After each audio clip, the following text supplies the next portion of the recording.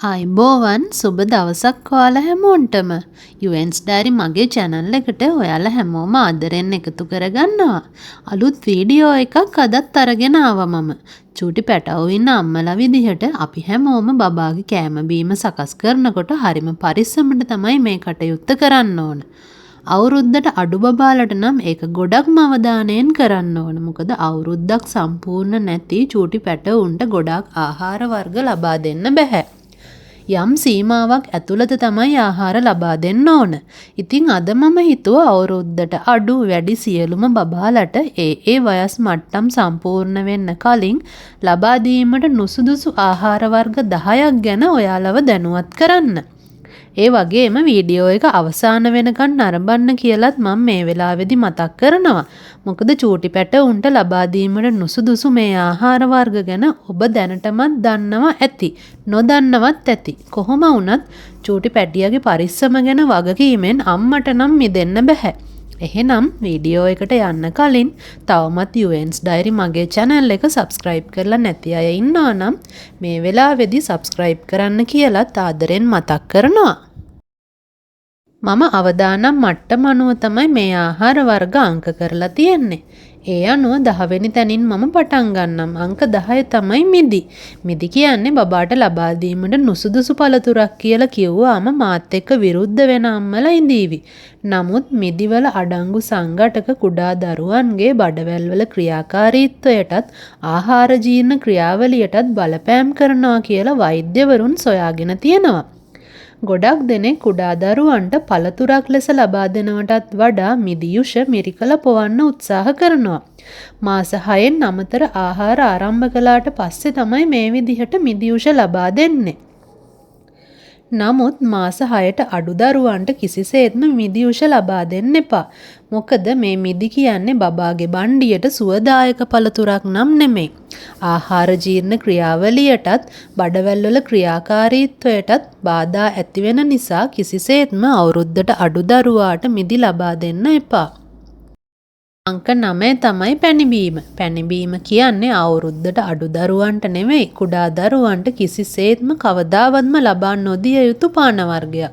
මේ පැණිබීම වල අධික ලෙස සීනි ඇතුළත් වෙනවා. ඒ වගේම කල් තබා ගැනීමේ ද්‍රව්‍ය සහ වර්ණක විශාල වශයෙන් ඇතුළත් වෙනවා.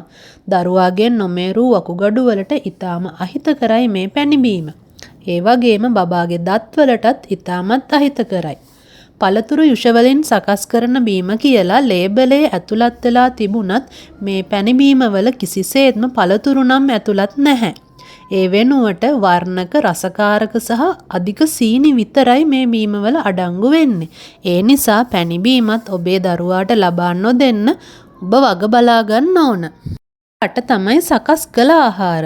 මේ සකස් කළ ආහාර ගණයට ඇතැම් නූඩල්ස් වර්ග, චිප්ස් වර්ග, සොසේජස් සහ මීට් බෝල්ස් වර්ගත් මස් යොදාගෙන සකස් කරන වෙනත් ආහාරත් ඇතුළත් වෙනවා. මේවා ලබා දෙන එක නුසුදුසුයි කියලා කියන්නේ මෙම ආහාර සකස් කරන්න යොදා ගන්නා මූලික අමුද්‍රව්‍ය විශාල රසායනික පරිවර්තන ක්‍රියාවලියක් තුලින් සකස් වෙලා තමයි අවසාන ප්‍රතිඵලයේ විදියට අපිට ලැබෙන්නේ. උදාහරණයක් විදියට සොසේජස් ගැන කියනවා නම් අපිට කුකුල් මස් මොනතරම් වෙනස් ක්‍රියාවලියකට භාජනය වෙලාද සොසේජස් කරලක් විදියට අපිට ලැබෙන්නේ. ඉතින් ඒ ක්‍රියාවලිය ඇතුළේදී මොනතරම් රසායනික ද්‍රව්‍ය කල්තබා ගැනීමේ ද්‍රව්‍ය සොසේජස් කරලට එකතු වෙනවද කියලා ඔයාලා නිකමටවත් හිතුවද? ඒ වගේ තමයි අනෙකුත් සකස් කරන ලද ආහාර වර්ගත් විශාල රසායනික පරිවර්තන ක්‍රියාවලියකට පස්සේ තමයි අපේ අතට ලැබෙන්නේ. චිප්ස් වර්ග ගැන කියනවා නම් අධික ලෙස ලුණු සහ MSG අන්තර්ගත වෙලා තියෙනවා. මේ තුලින් දරුවා ලුණු සහ MSG අධික ආහාරවලට ආසක්ත වෙනවා වගේම වෙනත් ගුණදායක ආහාරයක් දරුවාට පහසුවෙන් කවා ගන්නත් අපට අපහසු වෙනවා. ඒ වගේම අපි අත්විඳින තවත් ඛේදනීය ඉරණමක් තමයි දිනෙන් දින අපේක්ෂා රෝහලට එකතු වෙන පුංචි මල් කැකුළු ප්‍රමාණය ඉහළ යන එක. ඉතින් පෞද්ගලිකවම මම ගොඩක් සංවේදී වෙන කාරණාවක් තමයි මේ කෘත්‍රිම ආහාර රටාව තුලින් කුඩා දරුවන්ට පිළිකා රෝගයට ගොදුරු වෙන එක. ඔබ කොයිතරම් කාර්යබහුල මමක් වුණත් මේ processed foods බබාට දෙන්න එපා කියලා මම බොහොම ආදරයෙන් ඉල්ලා සිටිනවා. මේ සියලුම ආහාර අපිට නිවසේ සකස් කරගන්න පුළුවන්. අවශ්‍ය වෙන්නේ දරුවා වෙනුවෙන් කැපකිරීමට කාලය පමණයි. 7 වෙනි තැනට මම හඳුන්වන්නේ ඉස්සන්. ඉස්සන් කියන්නේ ඉහළ ප්‍රෝටීන් ප්‍රතිශතයක් අඩංගු ඊටාම ගුණදායක මුහුදු ආහාරයක්. පොඩ්ඩන්ගේ බර වැඩි වෙන්න ඊටාම හොඳ ප්‍රෝටීන් විශාල වශයෙන් ඉස්සන් තුල ඇතුළත් වෙනවා. නමුත් ආසාත්මිකතා අවදානම ඊටාම ඉහළ ආහාරයක් තමයි ඉස්සන්. මාස 18ක් සම්පූර්ණ වනතුරු ලබා දීම නුසුදුසුයි කියලා තමයි වෛද්‍යවරුන් පවසන්නේ. කොපමණ අවදානම් සහිත ආහාරයක් වුණත් පෝෂණ ගුණයෙන් අනෝන නිසා මාස 18 සම්පූර්ණ වුවහම දවසේ උදේ කාලයේදී බබාගේ ආහාර වේලට එකතු කරන්න කියලත් දින 3ක ආසාත්මිකතා පරීක්ෂාව සිදු කරන්න කියලත් මම මේ වෙලාවේදී යෝජනා කරනවා. මේ අවදානම් සහිත ආහාර ලයිස්තුවේ අංක 6ට මම නම් කරන්නේ තේ සහ කෝපි. තේ සහ කෝපි කියන්නේ අවුරුද්දට නෙවෙයි අවුරුදු 12ක් දක්වාම දරුවන්ට ලබා දීම කිසිසේත්ම සුදුසු නැති පාන වර්ග දෙකක්. මේකට හේතුව තමයි තේ සහ කෝපි වල අඩංගු අධික කැෆේන් නිසා දරුවා ලබා ගන්නා ආහාරවල තියෙන යකඩ ඇතුළු වෙනත් වටිනා පෝෂණ සංඝටක කැෆේන් නිසා විනාශ වෙනවා. ප්‍රධාන වශයෙන්ම යකඩ තමයි මේ කැෆේන් වලින් ප්‍රහාරයට ලක් වෙන්නේ. කුඩා දරුවන්ට ඔයාලා තේ බොන වෙලාවට තේ කෝපි වගේ දේවල් ලබා නොදෙන්න ඔයාලා මතක තියාගන්න. අංක 5 තමයි ලුණු. ලුණු කියන්නේ ලොකු පොඩි කාටත් ශරීරවලට ඉතාම අල්ප වශයෙන් අවශ්‍ය දෙයක්. අවුරුද්දට අඩු දරුවන්ට කිසිසේත්ම ලුණු ලබා දෙන එක සුදුසු නැහැ. එයට හේතුව තමයි ඔවුන්ගේ නොමේරූ වකුගඩු. අවුරුද්දට අඩු දරුවෙක්ට වකුගඩු සම්පූර්ණයෙන්ම නිර්මාණය වෙලා නැහැ. ඉතින් අපි බබාට ආහාරවලට ලුණු විශාල වශයෙන් එකතු කරලා ලබා දුන්නොත් වකුගඩු වලට ඊටාම අනතුරුදායක වෙන්න පුළුවන්. අවුරුද්දක් සම්පූර්ණ වූ පසුත් ඊටාම ස්වල්ප වශයෙන් ලුණු ලබා දෙන්න කියලා මම ඔයාලට මතක් කරනවා. අංක 4 තමයි රසදිය අඩංගු මුහුදු මාළු. මුහුදු මාළු කියන්නේ බබාට අවශ්‍ය ඔමේගා 3 පෝෂණ සංඝටකයේ විශාල වශයෙන් ඇතුළත් පහසුවෙන් ලබා ගන්න තියෙන එකම මුහුදු ආහාරය. නමුත් මුහුදු මත්ස්‍යයෙන් වැඩි කාලයක් මුහුදේ ඉන්නකොට මාළුන්ගේ ඇඟේ රසදිය තැන්පත් වෙනවා. ඒ නිසා රසදිය විශාල වශයෙන් අඩංගු මාළු බබාට ලබා දෙන එක ඊටාම නුසුදුසුයි කියලා තමයි වෛද්‍යවරුන් පවසන්නේ. මේ රසදිය වැඩි වශයෙන් අඩංගු මුහුදු මාළු විදිහට තෝරා, මෝරා සහ කෙලවල්ලා හඳුන්වන්න පුළුවන්. ඒ වගේම දැන් ඔයාලා බලාවි මොනවද එහෙනම් බබාට සුදුසු මාළු වර්ග කියලා. සැමන් සහ සාඩින් කියන මාළු ඊටාම ගුණදායක වගේම ඔමේගා 3 විශාල වශයෙන් අඩංගු දරුවන්ට සුදුසු මාළු වර්ග දෙකක් කියලා වෛද්‍යවරුන් නිර්දේශ කරනවා. නමුත් ලංකාවේ අපිට මේ සැමන් සහ සාඩින් කියන මාළු වර්ග දෙක පහසුවෙන් ලබා ගන්න නැහැ. එහෙම කියලා ඔයාලා බබාට මාළු නොදී නම් ඉන්න එපා. ඒ වෙනුවට කෙටි ආයු කාලයක් සහිත හැඬැල්ලා, සාලය, හාල්මැස්ස කියන මාළුත්, හුරුල්ලා, බෝල්ලා, ලින්න කියන මාළු වර්ගත් දරුවට ලබා දෙන්න ඔයාලට පුළුවන්. අවසන් 3 දෙනා ගැන තමයි අපි දැන් කතා කරන්නේ. එහෙම නැත්නම් අධි අවදානම් ආහාර වර්ග 3. 3 වෙනි ස්ථානයේ ගන්නේ නොපිසූ බිත්තර. එහෙම නැත්නම් අමු බිත්තර හෝ අර්ධ වශයෙන් තම්බාගත් බිත්තර. බිත්තර කියන්නේ දරුවන්ට ලබා දෙන්න පුළුවන් පෝෂණ ගුණයෙන් ඊටාම ඉහළ ආහාරයක්. ඒ වගේම බරත් වැඩි කරගන්න පුළුවන්. නමුත් මේ බිත්තර සුදුසු උෂ්ණත්වයක් යටතේ තම්බා ගැනීම හෝ පිස ගැනීම සිදු නොකළොත් ඒ තුල ඇතුළත් සැල්මොනෙල්ලා කියන ද්‍රව්‍ය ඉවත් වෙන්නේ නැහැ. සැල්මොනෙල්ලා කියලා කියන්නේ බබාලට හොඳ දෙයක් නෙමෙයි. මේක විස බීජයක් කියලා කිව්වොත් මම වඩාත් නිවැරදි. මේ තුලින් දරුවන්ට වමනය, පාචනය, බඩේ අමාරු සහ හිස කැක්කුම් වැනි රෝග තත්ත්වයන් නැති වෙන්න පුළුවන්. එහෙනම් මේ සැල්මොනෙල්ලා ඉවත් වෙන්න කොපමණ වෙලා බිත්තර තම්බන්න ඕනද? ඔව්. බිත්තර විනාඩි 8ක් හෝ 10ක් අනිවාර්යෙන්ම තම්බා ගත යුතුයි. ඒ වගේම විනාඩි 10ට වඩා කාලයක් තම්බා ගන්නත් එපා. එවිට සැල්මොනෙල්ලා පමණක් නෙමෙයි බිත්තරෙන් බබාට ලැබෙන්න ඕන සියලුම පෝෂණ සංඝටක ටික විනාශ වෙලා යනවා. ඒ නිසා බිත්තරේ ලිපේ තියලා ඔයාලා සියලු වැඩ ටික ඉවර වෙලා බිත්තරේ ලිපෙන් ඉවත් කරන්න යන්න එපා. විශේෂයෙන් කුඩා දරුවන්ට ලබා දෙන විටදී නම් කාලය මැන බලා විනාඩි 8කින් හෝ 10කින් බිත්තරේ තම්බාගෙන දරුවාට ලබා දෙනවා නම් ඉතාමත් ගුණදායකයි.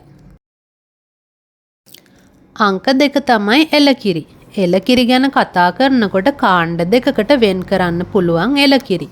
පළමු කාණ්ඩය තමයි අපි කිරි ගවයන්ගෙන් දොවාගත් එළකිරි. අපිට ගමේ කිරි ගවයින් සිටින නිවසකින් ලබා ගන්න පුළුවන් අමු කිරි ගැන තමයි මම මේ කියන්නේ. ඒ කිරි කිසිසේත්ම අවුරුද්දට අඩු බබාට ලබා දෙන්න එපා. කිරි කියන්නේ බැක්ටීරියා සහ ක්ෂුද්‍රජීවීන් විශාල වශයෙන් ඇතුළත් ආහාර වර්ගයක්. බබාගේ බණ්ඩියට මේ බැක්ටීරියා සහ ක්ෂුද්‍රජීවීන් ඇතුළත් වීම තුළින් ආහාර ජීර්ණ ක්‍රියාවලියට සහ බඩවැල් වලට අපහසුතාවයන් ඇති වෙන්න පුළුවන්.